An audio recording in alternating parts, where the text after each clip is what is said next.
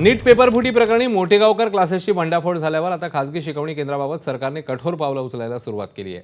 खासगी क्लासेसबाबत नवे नियम आणण्याकरता सरकारने हालचाली सुरू केल्या। दरम्यान शाळा ठीक करा अभियानाकरता सीजेपी महाराष्ट्राच्या शिष्टमंडळाने शिक्षण मंत्री दादा भुसे यांची भेट घेतली। सरकारी आणि मुंबई महापालिकेच्या शाळांमधील पायाभूत सुविधा, विद्यार्थ्यांची सुरक्षा, स्वच्छता आणि मूलभूत सुविधा यामुळे सुधारणा करण्याची मागणी यावेळी करण्यात आली।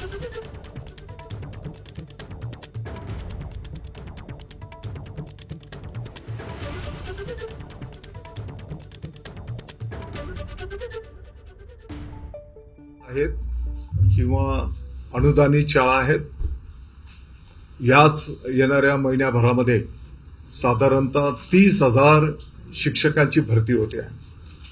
साधारणपणे 4 ते 5,000 शिक्षकेतर कर्मचाऱ्यांची भरती होते आहे। जेवढी पटसंख्या आहे त्या प्रमाणात शिक्षक त्या ठिकाणी उपलब्ध होणार आहेत। शिक्षकांच्यामुळे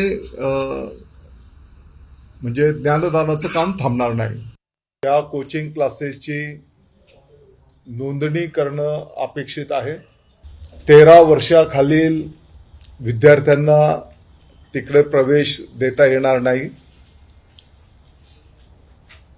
इतर शाळेमध्ये जे शिक्षक बंधू भगिनी आता कार्यरत आहेत त्यांना कोचिंग क्लासेसमध्ये सहभाग घेता येणार नाही। शाळा महाविद्यालयाच्या आवारामध्ये हे कोचिंग क्लासेस चालवता येणार नाहीत।